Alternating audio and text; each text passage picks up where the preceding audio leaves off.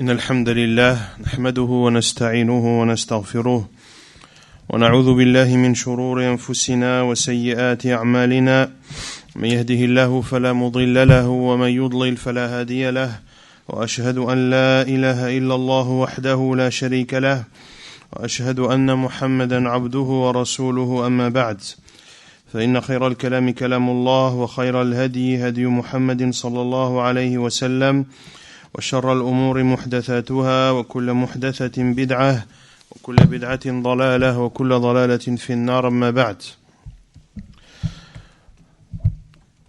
Toujours dans la lecture et la traduction du livre تيسير الكريم الرحمن في تفسير كلام المنان du Cheikh Abdurrahman ibn Nasir al-Sa'di rahimahullah ta'ala. Aujourd'hui, on entame l'explication de Surat Al-Fajr, l'aube. Bismillahir Rahmanir Rahim. Wal-Fajr wa layalin 'ashr wash-shaf'i wal-watr wal-layli idha yasr hal fi dhalika qasamun lidhi hijr. Allah Azza wa Jal dit selon le sens, par l'aube, par les 10 nuits, par le père et l'impère, et par la nuit quand elle s'écoule, n'est-ce pas là un serment pour un doué d'intelligence? قال الشيخ السعدي رحمه الله تعالى تفسير سورة الفجر وهي مكية. L'explication de sourate l'aube qui est une sourate mécoise. الظاهر أن المقسم به هو المقسم عليه وذلك جائز مستعمل إذا كان أمرا ظاهرا مهما وهو كذلك في هذا الموضع. فأقسم تعالى بالفجر الذي هو آخر الليل ومقدمة النهار لما في إدبار الليل وإقبال النهار من الآيات الدالة على كمال قدرة الله تعالى وأنه وحده المدبر لجميع الأمور الذي لا تنبغي العبادة إلا له ويقع في الفجر صلاة فاضلة معظمة يحسن أن يقسم الله بها ولهذا أقسم بعده بالليالي العشر وهي على الصحيح ليالي 10 رمضان أو 10 ذي الحجة فإنها ليال مشتملة على أيام فاضلة ويقع فيها من العبادات والقربات ما لا يقع في غيرها. وفي ليالي 10 رمضان ليلة القدر الذي هي خير من 1000 شهر وفي نهارها صيام آخر رمضان الذي هو ركن من أركان الإسلام. وفي أيام 10 ذي الحجة الوقوف بعرفة الذي يغفر الله فيه لعباده مغفرة يحزن لها الشيطان فما رؤي الشيطان أحقر ولا أدحر منه في يوم عرفة لما يرى من تنزل الأملاك والرحمة من الله لعباده ويقع فيها كثير من أفعال الحج والعمرة وهذه أشياء معظمة مستحقة لأن يقسم الله بها. Il dit rahimahullah ta'ala ce qui apparaît de ces versets dans lesquels Allah Azza wa Jal jure par l'aube, il jure par le père et l'impère, il jure par la nuit quand elle s'écoule. Cheikh Sa'di rahimahullah dit que ce qui apparaît de cela est que ce pourquoi Allah a juré, que ce par quoi Allah a juré et ce pourquoi Allah a juré. Ce par quoi Allah a juré, c'est-à-dire les choses par lesquelles Allah a juré, sont également ceux pourquoi Allah a juré. Car, lorsque l'on jure, on jure pour quelque chose. On jure par Allah et pour quelque chose. Quand quelqu'un met en doute ta parole, tu dis, par Allah, j'ai dit vrai. Tu vas donc jurer par Allah afin de prouver que ta parole est vraie. Et ici, Cheikh Sa'di dit que dans ces versets, Allah Azza wa Jal, ce par quoi il a juré, c'est ce pourquoi il a juré. Ceci pour montrer l'importance de ces choses.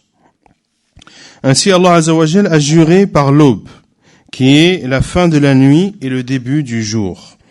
car il y a dans le départ de la nuit et l'arrivée du jour des signes clairs qui démontrent la force et le fait qu'Allah Azza wa Jal est capable de toutes choses.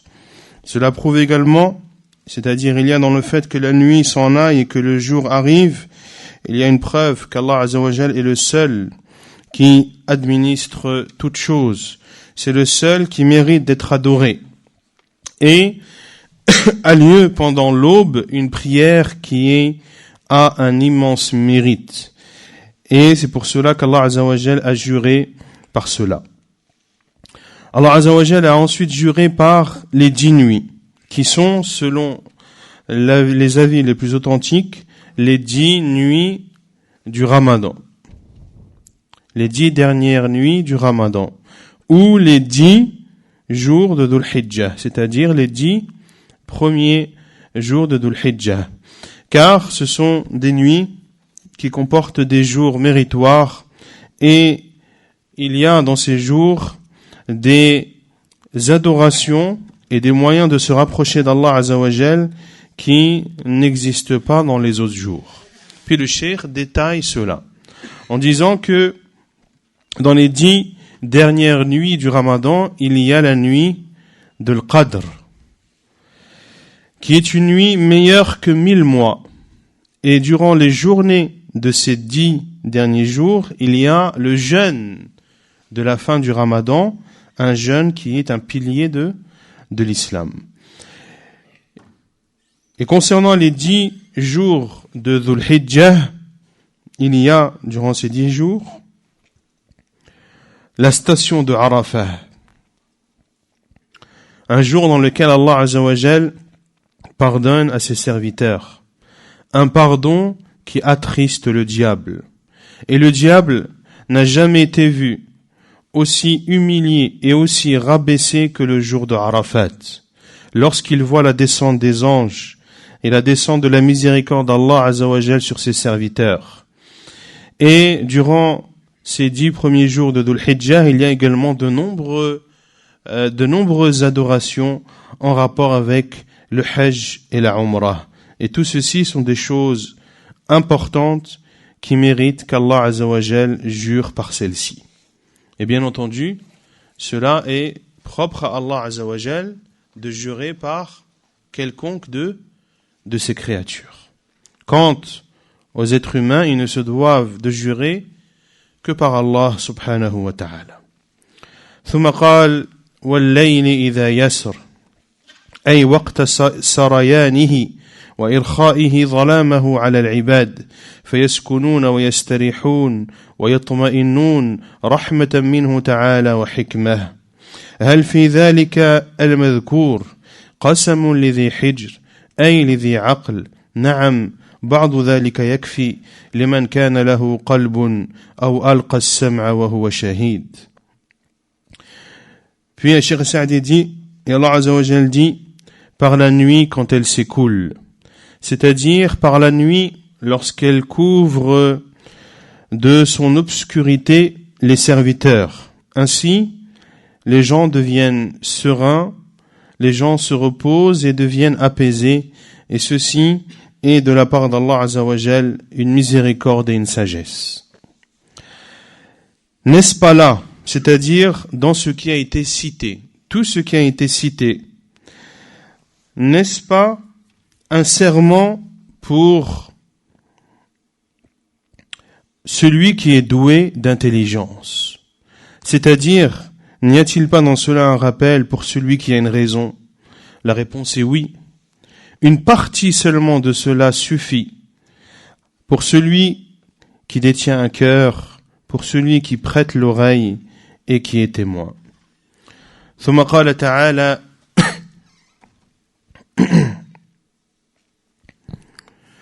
ألم تر كيف فعل ربك بعاد إرم ذات العماد التي لم يخلق مثلها في البلاد وثمود الذين جابوا الصخر بالواد وفرعون ذي الأوتاد الذين طغوا في البلاد فأكثروا فيها الفساد فصب عليهم ربك سوط عذاب إن ربك لبالمرصاد.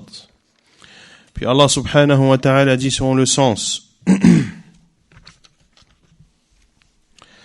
N'as-tu pas vu comment ton Seigneur a agi avec les Ad, Iram à la colonne remarquable, dont jamais pareille ne fut construite parmi les villes, et avec les Thamoud qui taillaient le rocher dans la vallée, ainsi qu'avec Fir'aun, l'homme aux épieux.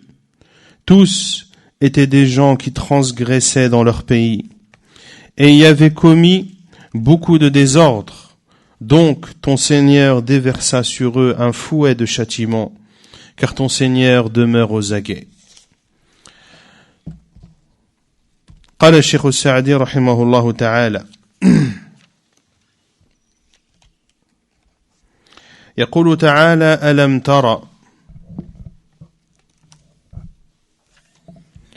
بقلبك وبصيرتك كيف فعل بهذه الأمم الطاغية، وهي إرم القبيلة المعروفة في اليمن ذات العماد، أي القوة الشديدة والعتو والتجبر، التي لم يخلق مثلها، أي مثل عاد في البلاد، أي في جميع البلدان في القوة والشدة، كما قال لهم نبيهم هود عليه السلام: واذكروا إذ جعلكم خلفاء من بعد قوم نوح وزادكم في الخلق بسطة فاذكروا آلاء الله لعلكم تفلحون.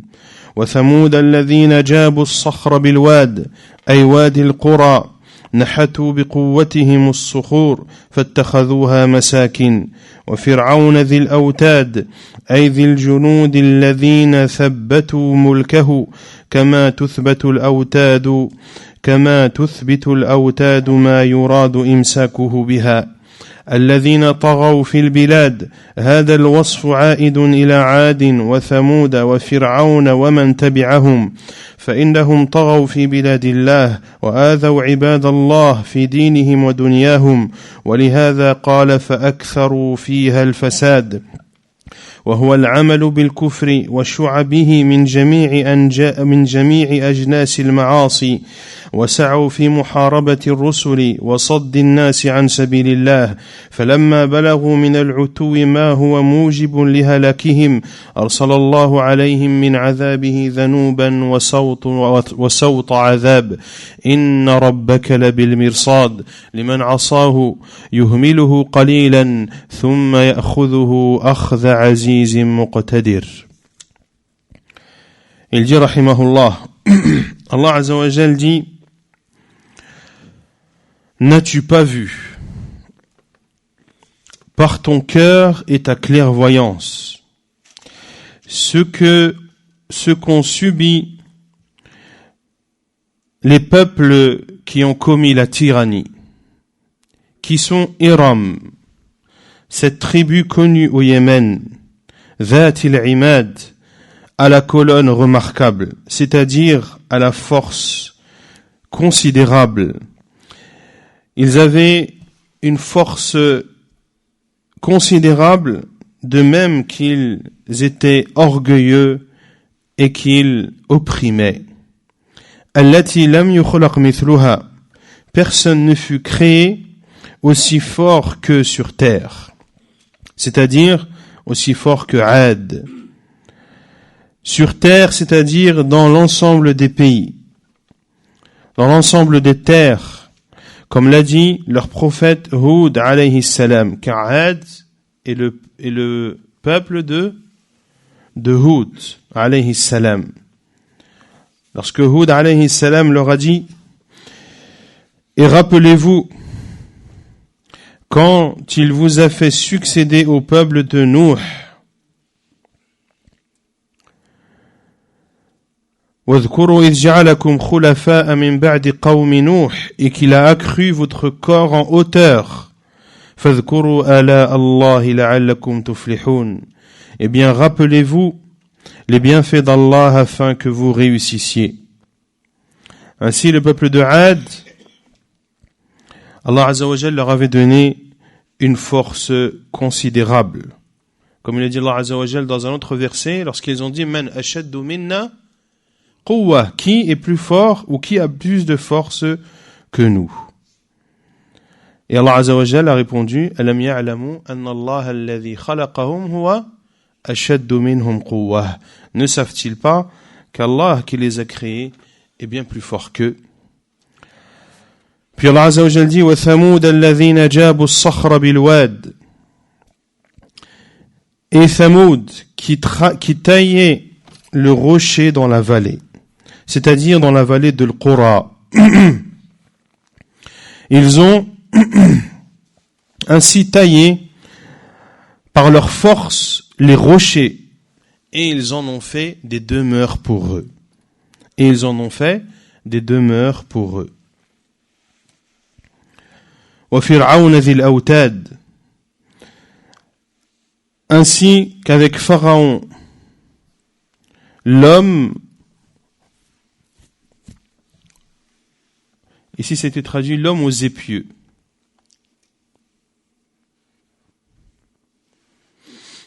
Non, ils ont traduit l'homme aux épieux pour torturer les gens. Non, à Kulihal, il y a épieux, c'est une sorte d'arme.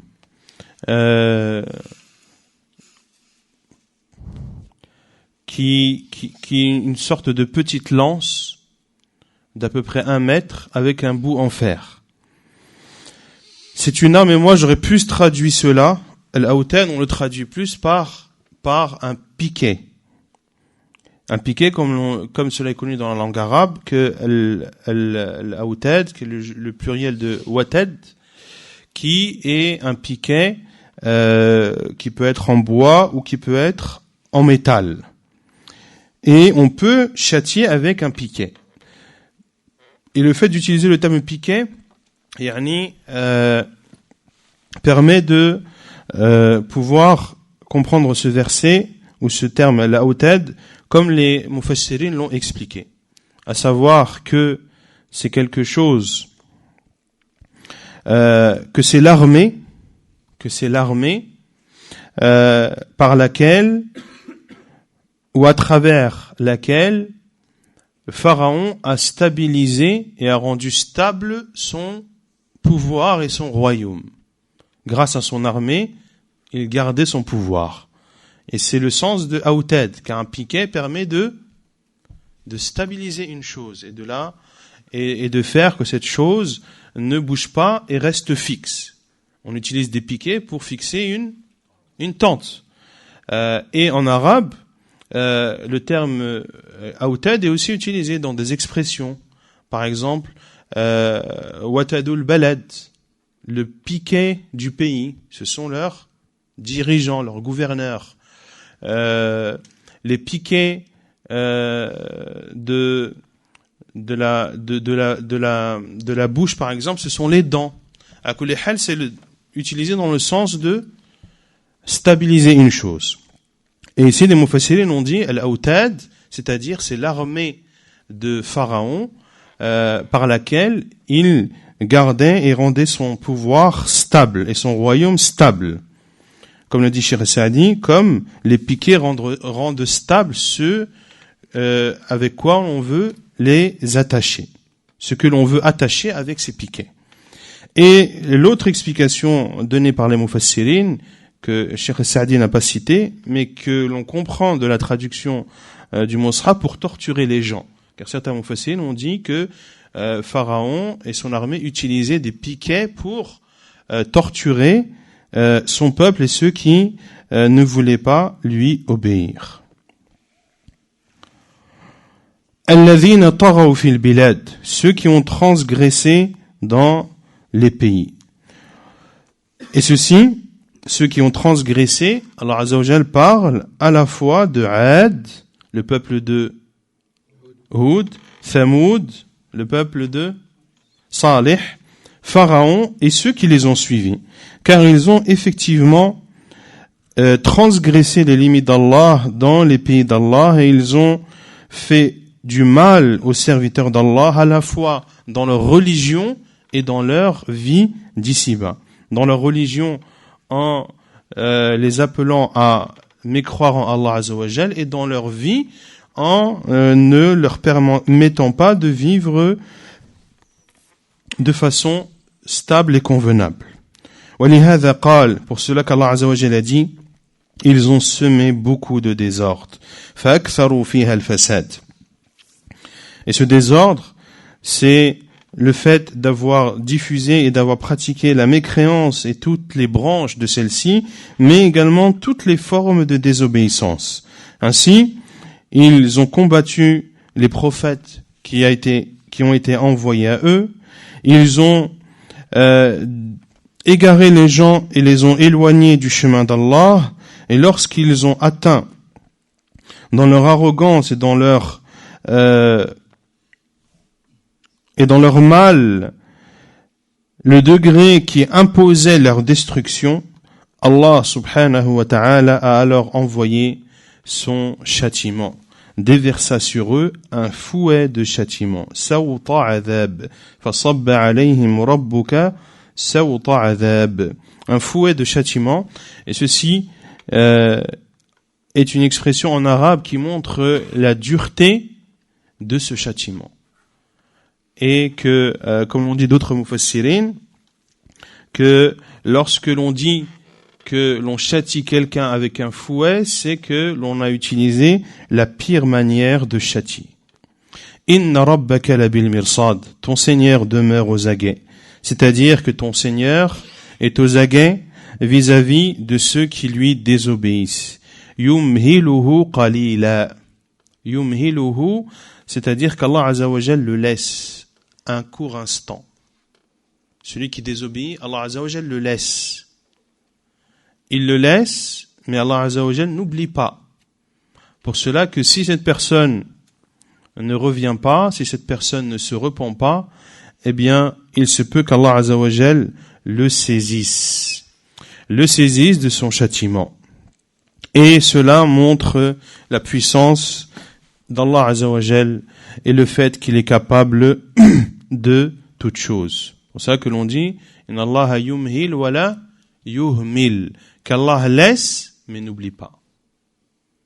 C'est pour ça que ceux qui désobéissent à Allah Azza wa Jal, qu'ils ne pensent pas qu'ils sont en sécurité, car Allah Azza wa Jal n'oublie pas. ثم قال تعالى فأما الإنسان إذا ما ابتلاه ربه فأكرمه ونعمه فيقول ربي أكرمن وأما إذا ما ابتلاه فقدر عليه رزقه فيقول ربي أهانن كلا بل لا تكرمون اليتيم ولا تحاضون على طعام المسكين وتأكلون التراث أكلا لما وتحبون المال حبا جما. Allah Azza wa Jal dit selon le sens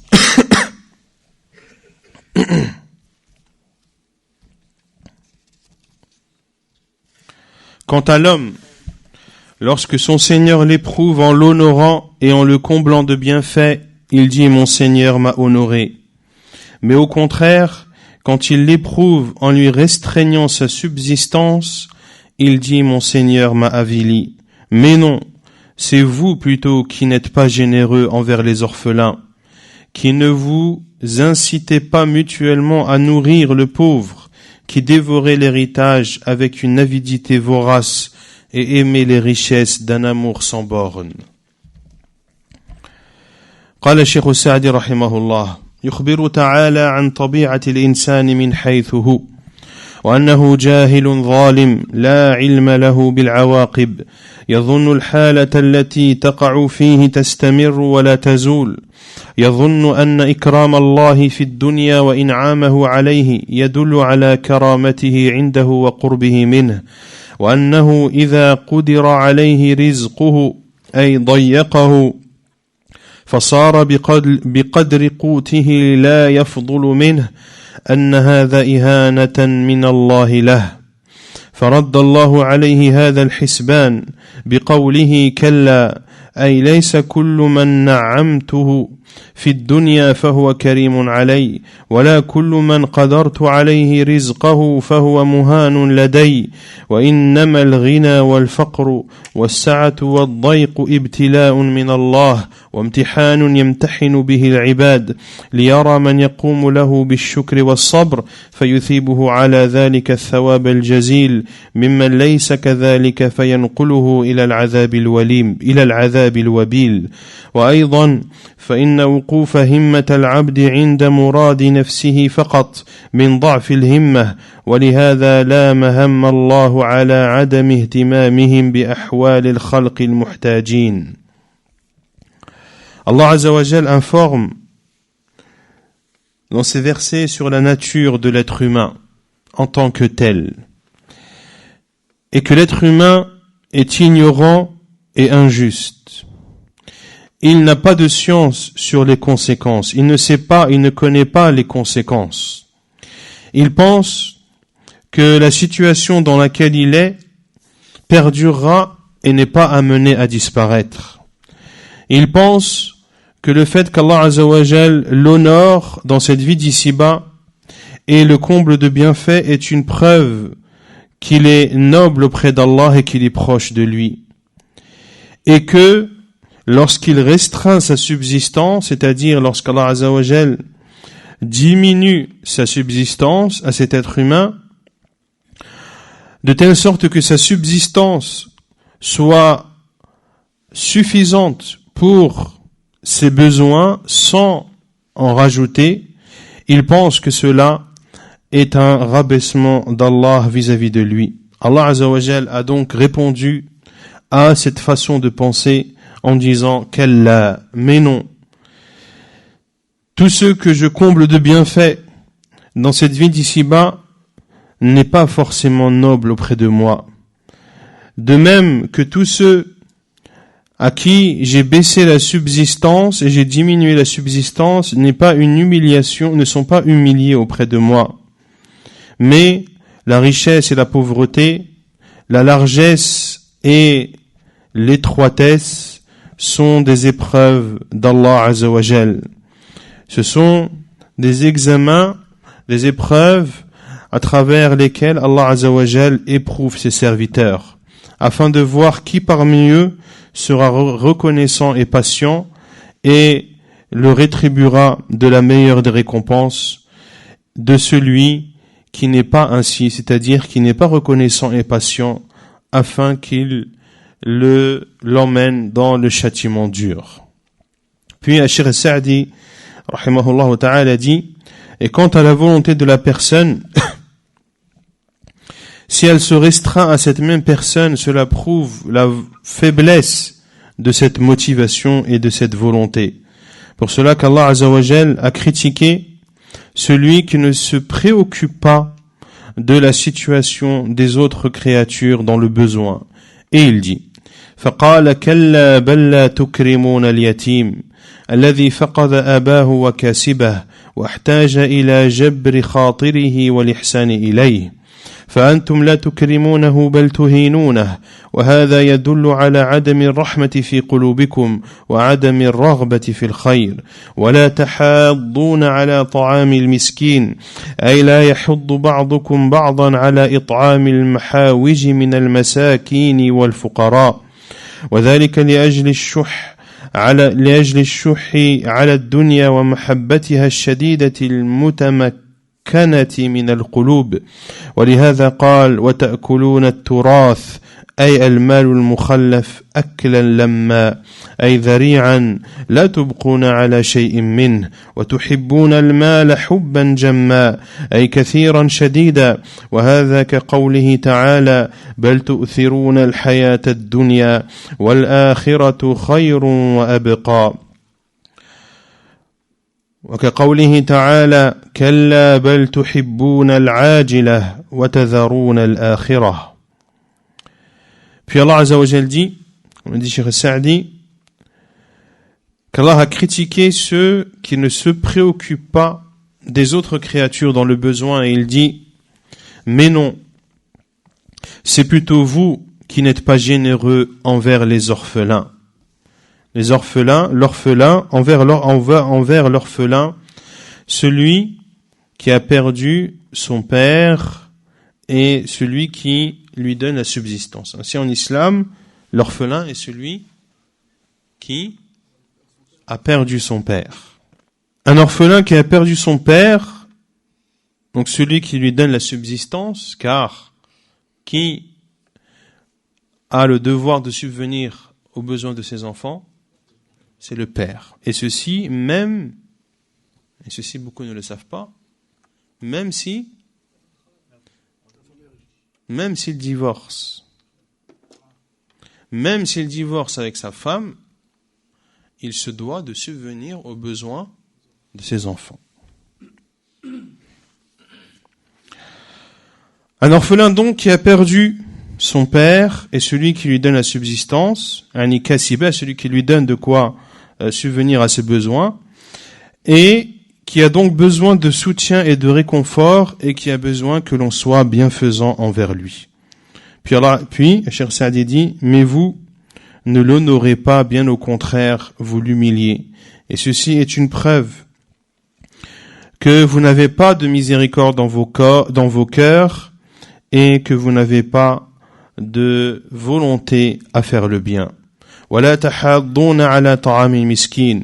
Vous ne vous incitez pas mutuellement à nourrir le pauvre.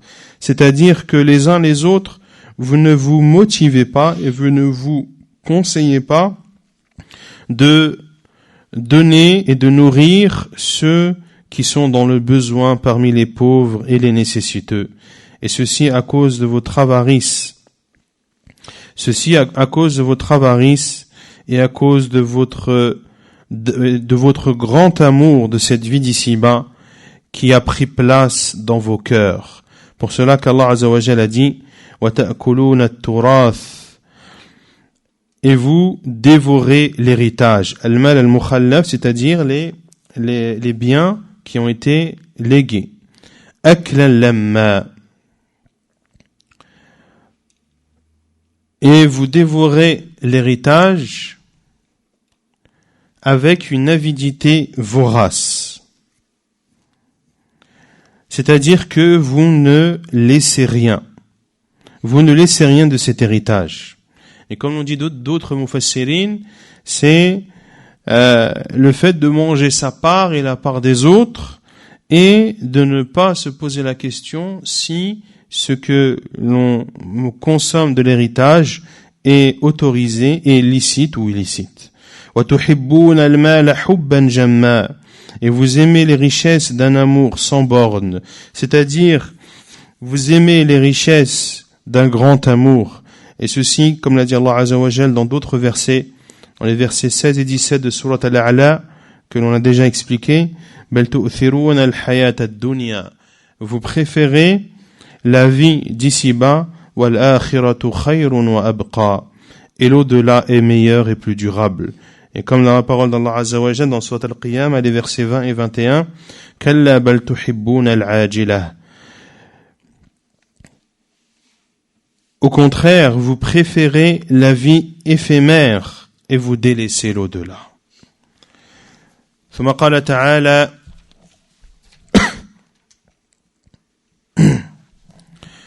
كلا إذا دكت الأرض دكا دكا وجاء ربك والملك صفا صفا وجيء يومئذ بجهنم يومئذ يتذكر الإنسان وأنى له الذكرى يقول يا ليتني قدمت لحياتي فيومئذ لا يعذب عذابه أحد ولا يوثق وثاقه أحد يا أيتها النفس المطمئنة ارجعي إلى ربك راضية مرضية فادخلي في عبادي وادخلي جنتي. Puis Allah Azza wa Jalla dit selon le sens, prenez garde quand la terre sera complètement pulvérisée, que ton Seigneur viendra ainsi que les anges rang par rang, et que ce jour-là on amènera l'enfer. Ce jour-là l'homme se rappellera, mais à quoi lui servira-t-il de se souvenir? Il dira, hélas, que n'ai-je fait du bien pour ma vie future? Ce jour-là donc, nul ne saura châtier comme lui châtie, et nul ne saura garrotter comme lui garrotte. Ô toi, âme apaisée, retourne vers ton Seigneur, satisfaite et agréée, entre donc parmi mes serviteurs et entre dans mon paradis. قال الشيخ السعدي رحمه الله كلا أي ليس كل من أحببتم من الأموال وتنافستم فيه من اللذات بباق لكم بل أمامكم يوم عظيم وهول جسيم تدك فيه الأرض والجبال وما عليها حتى تجعل قاعا صفصفا لا عوج فيه ولا أمتا ويجيء الله تعالى لفصل القضاء بين عباده في ظلل من الغمام وتجيء الملائكة الكرام أهل السماوات كلهم صفا صفا أي صفا بعد صف كل سماء يجيء ملائكته صفا يحيطون بمن دونهم من الخلق وهذه الصفوف صفوف خضوع وذل للملك الجبار وجيء يومئذ بجهنم تقودها الملائكة بالسلاسل فإذا وقعت هذه الأمور يومئذ يتذكر الإنسان ما قدمه من خير وشر وأن له الذكرى فقد فات أوانها وذهب زمانها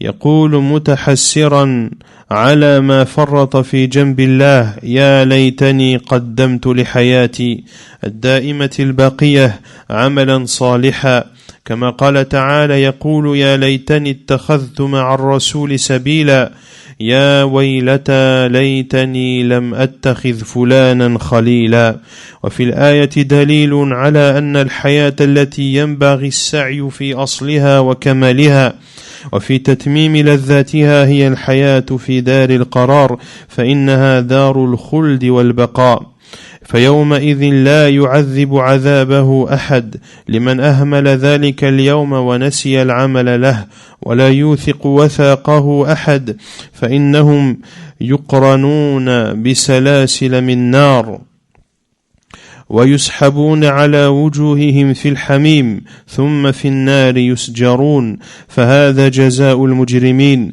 وأما من اطمأن إلى الله وآمن به وصدق رسله فيقال له يا أيتها النفس المطمئنة إلى ذكر الله الساكنة إلى حبه التي قرت عينها بالله ارجعي إلى ربك الذي رباك بنعمته وأسدى عليك من إحسانه ما سرت به من أوليائه وأحبابه راضية مرضية أي راضية عن الله وعن ما أكرمها به من الثواب والله قد رضي عنها فادخلي في عبادي وادخلي جنتي وهكذا تخاطب به الروح يوم القيامة وتخاطب به في حال الموت والحمد لله رب العالمين. Cheikh Sa'di rahimahullah dit prenez garde, dans la parole d'Allah Azza wa Jal, kalla, prenez garde, c'est-à-dire que tout ce que vous aimez comme bien et ce pourquoi vous vous concurrencez comme plaisir ne va pas perdurer. Bien au contraire, il y a devant vous un jour immense, un jour qui comporte des tourments considérables, un jour dans lequel sera pulvérisée la terre, les montagnes et tout ce qu'elle contient jusqu'à être une plaine étendue, qui ne sera ni sinueuse et qui ne comportera pas de montée. Allah Azza wa Jal viendra afin de juger entre ses serviteurs. Viendront également les anges nobles, les habitants des cieux, tous en rang par rang, c'est-à-dire rang après rang. les anges de chaque ciel viendront en rang. يحيطون بمن دونهم من الخلق. Ils entoureront tous les autres parmi les créatures. Et ces rangs seront des rangs de rabaissement et des rangs d'humilité devant le roi Allah subhanahu wa ta'ala. وَجِيءَ يَوْمَئِذٍ بِجَهَنَّمْ. Ce jour-là, on amènera l'enfer, qui sera amené par des anges qui traîneront cet enfer grâce à des chaînes. Et dans le hadith, combien de chaînes? 70 000. Et dans chaque anneau, 70 000. فإذا وقعت هذه الأمور, quand ces choses-là arriveront, ce jour-là, l'homme se rappellera ce qu'il aura fait de bien et de mal. وأنى له الذكرى. Mais à quoi lui servira-t-il de réfléchir et de se rappeler? Car il sera trop tard. Et le moment, c'est-à-dire dans lequel il est encore profitable de réfléchir et de se remettre en cause, est passé. Il dira, c'est-à-dire cet homme, en regrettant ce qu'il a fait de mal durant son vivant, hélas, n'ai-je fait du bien pour une vie future? C'est-à-dire qu'il regrettera de ne pas avoir fait de bien pour cette demeure qui va perdurer, de ne pas avoir fait un acte vertueux et pieux, comme le dit Allah Azza wa Jal dans les autres versets de Surat Al-Furqan, les versets 27 et 28. Il dira, malheur à moi si j'avais pris un chemin avec le prophète. يقول يا ليتني اتخذت مع الرسول سبيلا. Malheur à moi si seulement je n'avais pas pris un tel comme ami. Et dans ce verset, il y a une preuve que la vie qui mérite que l'on fasse des efforts afin de l'obtenir de façon complète et afin de profiter pleinement de ses délices, c'est la vie présente dans la demeure éternelle, la demeure qui restera et perdurera. Ce jour-là, nul ne saura châtier comme lui châtie. Nul ne saura châtier comme lui châtie, c'est-à-dire comme Allah Azza wa Jal châtie. Comme Allah châtie celui qui a été insouciant et a oublié ce jour et a oublié de ce fait d'œuvrer pour ce jour. وَلَا يُوثِقُ وَثَاقَهُ أَحَدٌ. Et nul ne saura enchaîner comme lui enchaîne. Ainsi, فَإِنَّهُمْ يُقْرَنُونَ بِسَلَاسِلَ مِنْ نَارٍ. Ils seront amenés en étant traînés par des chaînes de feu. Ils seront traînés par leur visage dans l'eau bouillante. ثُمَّ فِي النَّارِ يُسْجَرُونَ. Puis ils seront brûlés dans le feu. فَهَذَا جَزَاءُ الْمُجْرِمِينَ. Ceci est la rétribution des criminels. Ceci est la rétribution des criminels. Quant à celui dont le cœur a été apaisé vers Allah Azza wa Jal, qui a cru en Allah, qui a considéré vrai ses prophètes, il lui sera dit, ô toi âme apaisé, c'est-à-dire apaisé face au rappel d'Allah, qui est sereine dans l'amour d'Allah, et l'âme qui trouve sa réjouissance en Allah subhanahu wa ta'ala. Il lui sera dit, irji'i ila rabbik, retourne vers ton Seigneur, qui t'a comblé de ses bienfaits, qui t'a accordé ses bienfaisances de telle sorte que tu sois devenu ou que tu fasses partie de ses alliés et de ses bien-aimés. Radiyatan mardiyah, une âme satisfaite et agréée. Agréée par Allah. وعن ما أكرمها به من الثواب. Et elle sera satisfaite de ce qu'Allah Azza wa Jal de ce par quoi Allah Azza wa Jal l'aura honoré comme récompense. Wallahu qad radiya anha, car Allah aura été satisfait d'elle. Puis il lui sera dit, entre donc parmi mes serviteurs. Il sera dit à l'âme. Fadkhuli fi ibadi, entre donc parmi mes serviteurs, entre dans mon paradis. Ainsi, l'on s'adressera à cette âme le jour du jugement, et ainsi l'on s'adressera à cette âme au moment de la mort. Walhamdulillahi Rabbil Alamin. Et la louange appartient à Allah, le Seigneur des mondes.